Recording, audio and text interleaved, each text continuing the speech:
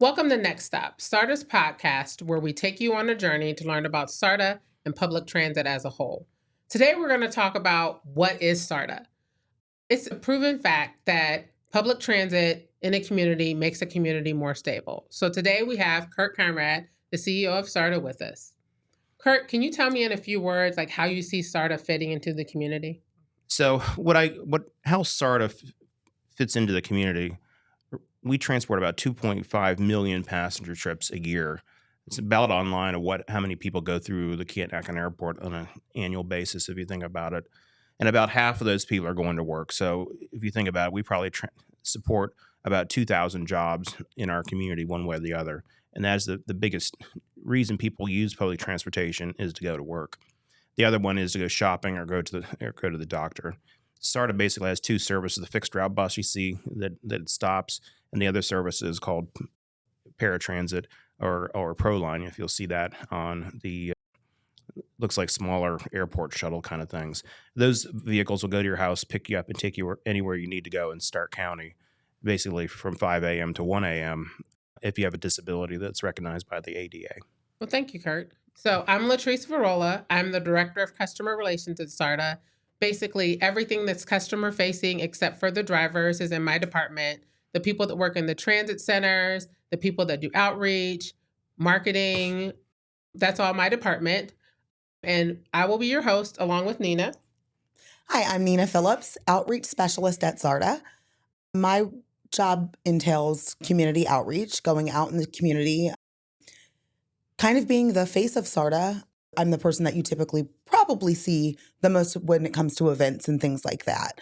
Travel training as well is part of my job. So if you need to learn how to ride the bus, I'm your girl. So, Kirt. Yes.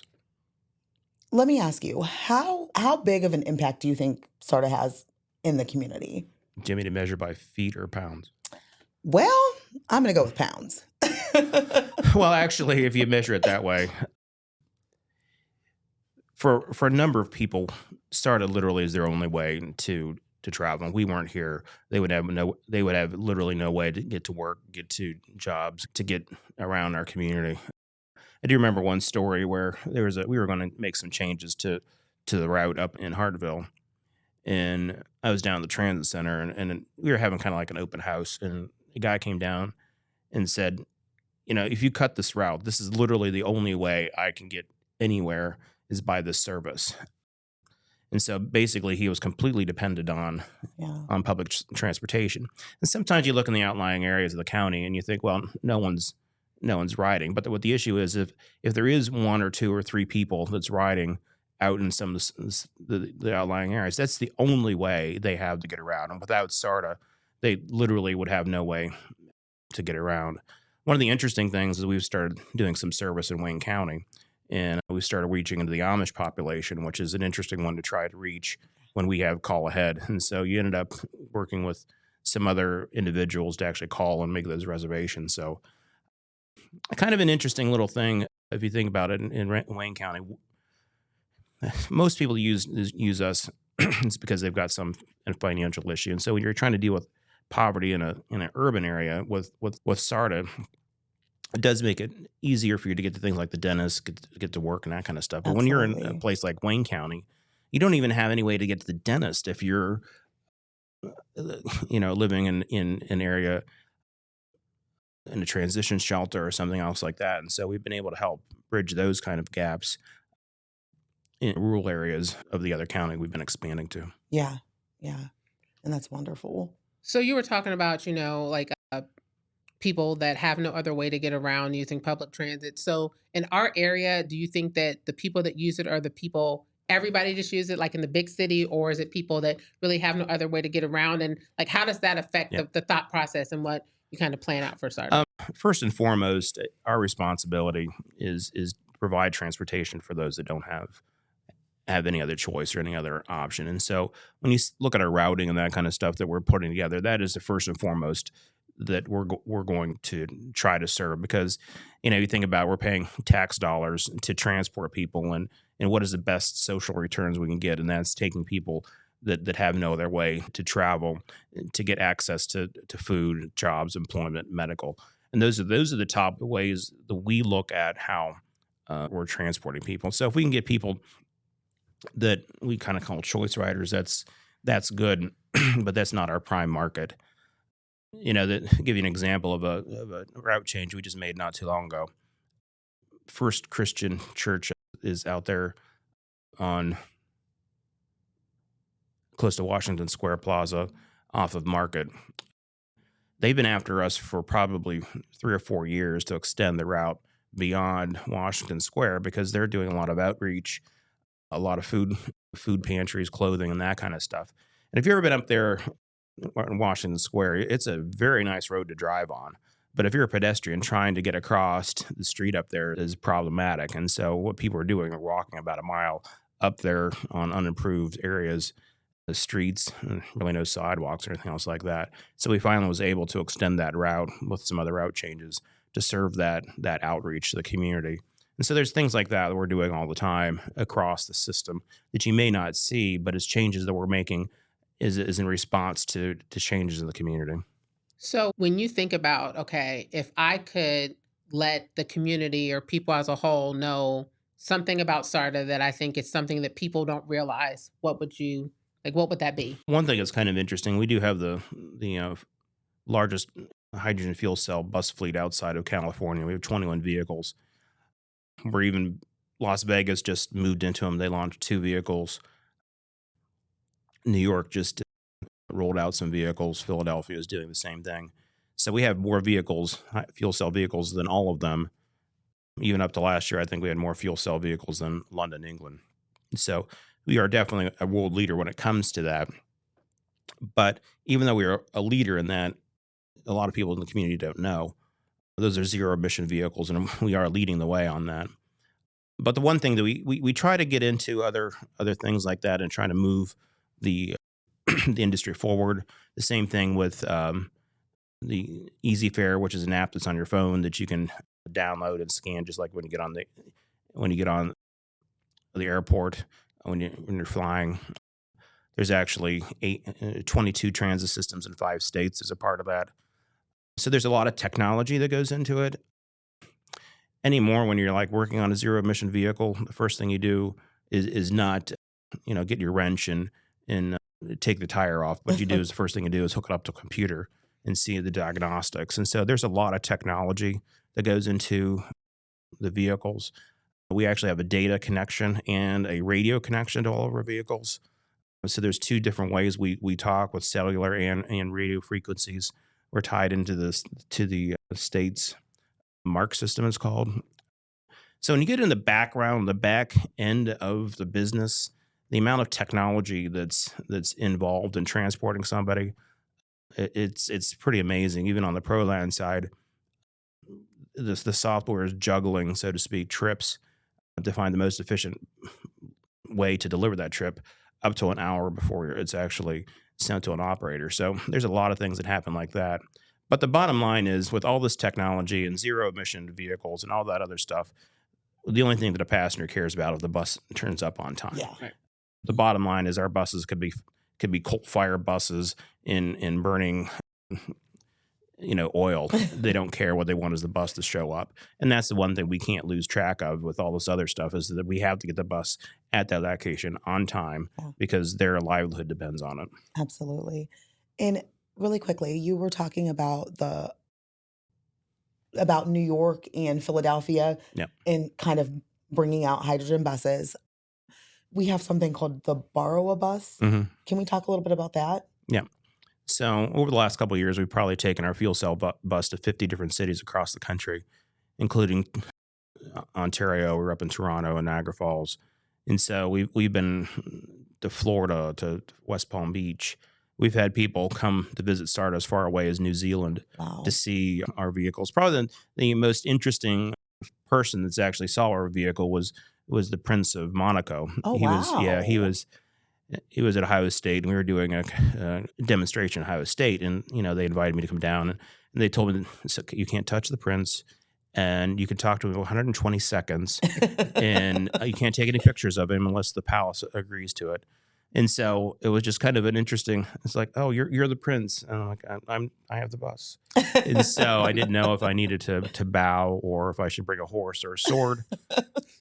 But it was an interesting experience. The funny thing is later on, I actually got to talk to her for about 10 minutes in a reception. And the one thing about, he was very interested in, environmental issues and that stuff. And he actually has his own bus fleet, but they're battery electric. So we were talking bus for a while. You didn't think that the sovereign monarch would be worried about, where the bus stops are in Monaco, Right. but he was actually a very interesting bus planner. So that was kind of Nice. interesting.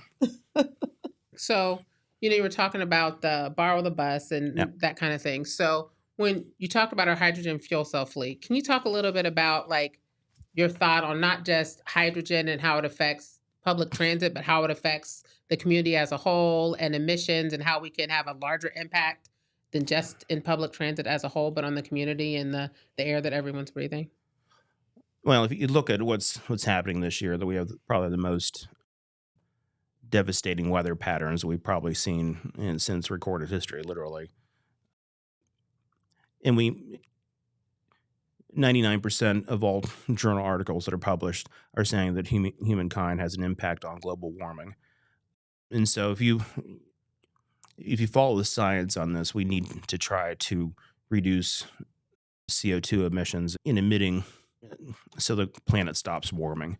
And transportation is the largest sector that emits CO2. And so if we're going to do anything, we need to move away from the internal combustion engine and start looking at electrified zero-emission vehicles. That's either battery electric or hydrogen fuel cells. And even a bigger issue with hydrogen, so to speak, is that the administration launched a $50 billion hydrogen earth shot to try to get the price of hydrogen down to $1 per kilogram. And why that is so necessary is hydrogen is literally the element that we're going to substitute the use of carbon dioxide in our society generally, because you can use carbon dioxide or you can use hydrogen to make concrete, to make steel, to store energy. Because really, when hydrogen's on a bus, you're storing energy just like you're storing energy in gas in your car. And so you can generate energy, renewable energy during peak when the sun's out, and you can literally store it in hydrogen and reintroduce it to the grid when you're at night when you need it. So literally what we're doing with the use of hydrogen is really demonstrating to not only our community but the world that this element is, one, safe, and two, it can be generated through solar, through electricity, through electrolysis. But it literally is going to be the element that is going to be key for the world's decarbonization efforts. Wow. I do think that the one thing, with SARTA, we're even involved with the World Economic Forum out of Switzerland. We were designated one of the first 4 decarbonization clusters in the United States. So we've been working with people from, Antwerp, Belgium, all over the world in this worldwide effort. And so, one thing, people, if you want to make a change in the world, sometimes you don't have to be in New York. You don't have to be the Prince of Monaco. You don't have to be anything. You can just be the bus company in Canton and try to lead change. Absolutely. And we're doing that. And I think that it's our responsibility to do that, to lead the change, be the change as much as you can from the seat you have.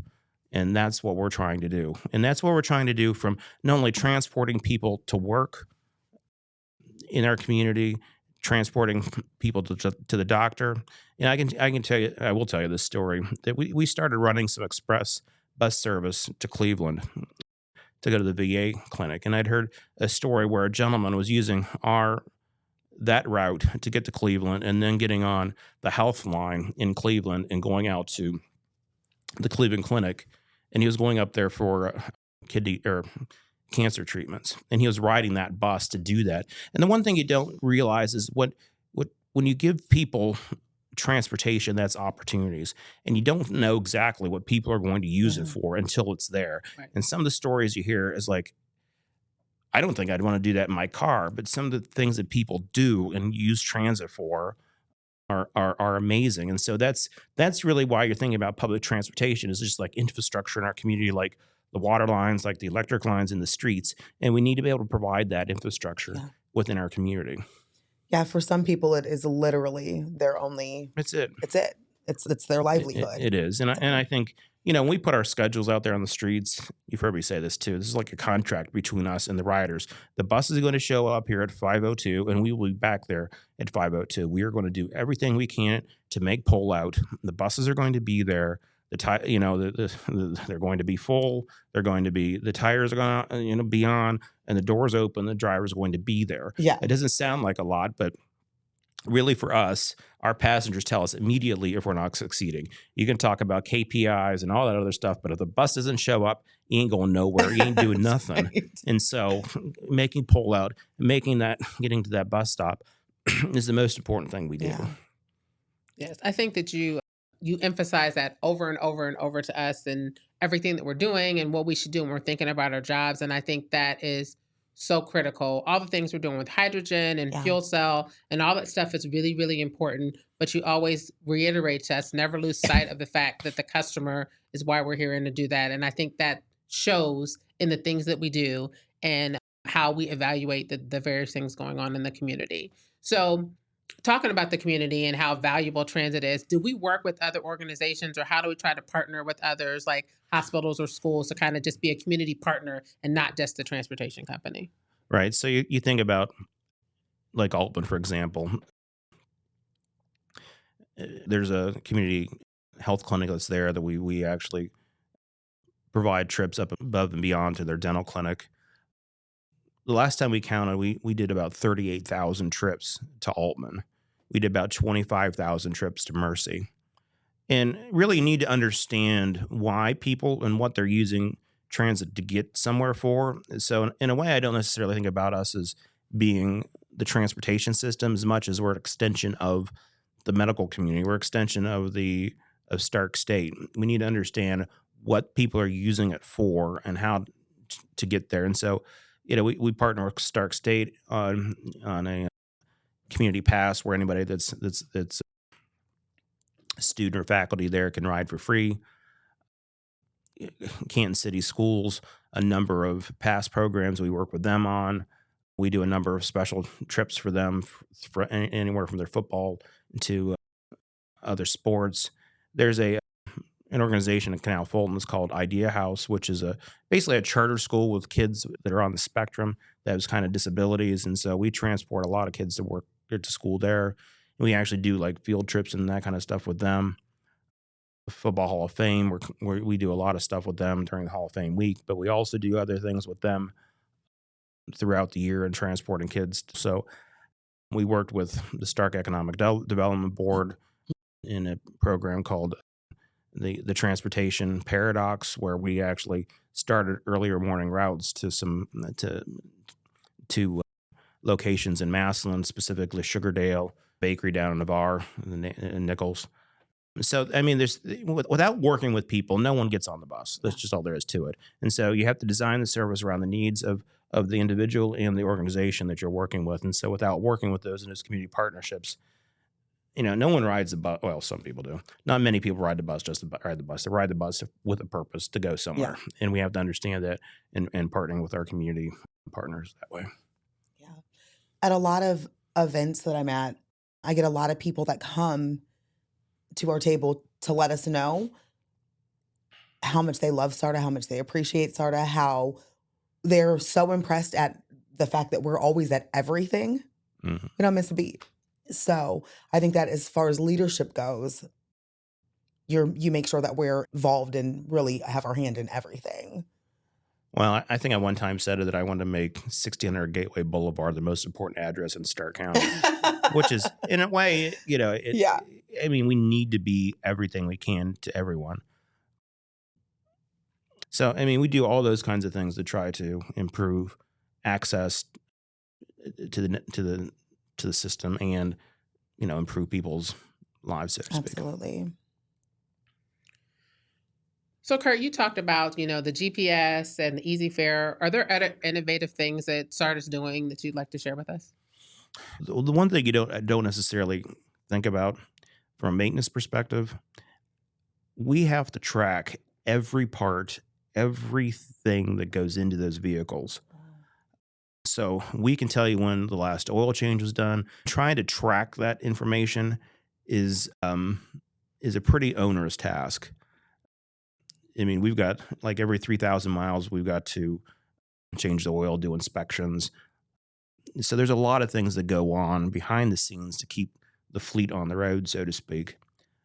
And so managing parts, managing inventory, all that stuff is part of what we're doing and upgrading our own software system. And one of the things you don't think about so much is during the pandemic, we couldn't get, I'm sure that you couldn't get anything at all. It seemed like this week it was toilet paper, last week, next week it was plexiglass. And we ran into the same problem with trying to keep our fleet on the road. We had some vehicles that had over 300,000 miles on them. And the floorboards literally were rotting out. And it got to the point we started calling them Flintstone vehicles because it almost seemed like Fred Flintstone, our drivers, were walking, had to walk to keep them moving. And so, we're tagging on anywhere we could. And so just keeping that fleet on the road got to be very difficult. Yeah. And then, so we were having problems at the same time keeping the fleet on the road. And it didn't seem like we couldn't get nobody wanted to work. So it's like we were trying to keep the fleet on the roads, keeping parts in inventory, and keeping operators working. So, we've kind of come out of that now. We actually have more employees now than we've ever had in the history of SARTA. So we've kind of come back from the pre-pandemic, so to speak. Our ridership on ProLine is higher than it's ever been. Fixed route, we're probably back to 70% of fixed routes. So, we've used the technology to help us keep our fleet on the streets. We're building a new Massillon Transit Center right now. It'll be the first standalone transit center in Massillon, and hopefully that should be opening up early next year. We're adding on to our administrative facility. One reason we're doing that is we're hoping to launch a Northeast Ohio dispatching center. We'll be dispatching for about 10 counties in northeast part of the state. Wow. And they'll be partnering with Cincinnati and Butler County in the south, where there'll be another dispatching center. And so our ultimate goal with things like easy fare, things like dispatching, that to the general public, the county line and the different transit systems should be invisible. You should be able to go from one system to another, and it's possible at some point in the future we'll send a SARTA van up to Akron Children's Hospital, and then there potentially could be a metro vehicle from Akron that brings you back.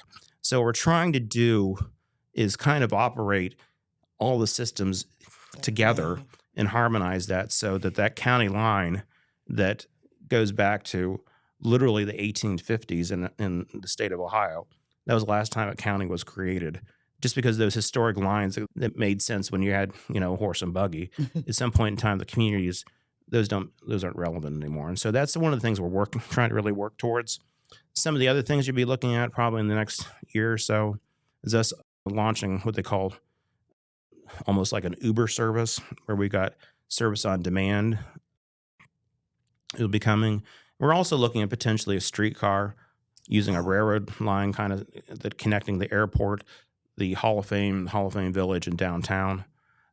They're projecting over 10,000 visitors to the Hall of Fame Village up there, and the parking is very tight. So that's one of the things we are looking at, is potentially connect those entities via rail to provide for better parking and access. Wow. So SARTA definitely has her hand in a little bit of everything, which is wonderful to hear all this. Yeah, we are. And the interesting thing is that we told you we're doing service into Wayne County. We've actually had some requests now to start going into Carroll County. And we have evaluated going into other counties also. So it just seems like the need is there on a regional basis, and people are turning to us to try to help. So, and that's what we want to try to do in our community overall. Is there anything else that you feel like you want to add, or any last thoughts? Just the bottom line is that SARTA exists to take people to work, to the doctor, or to school. And that's the majority of what we do.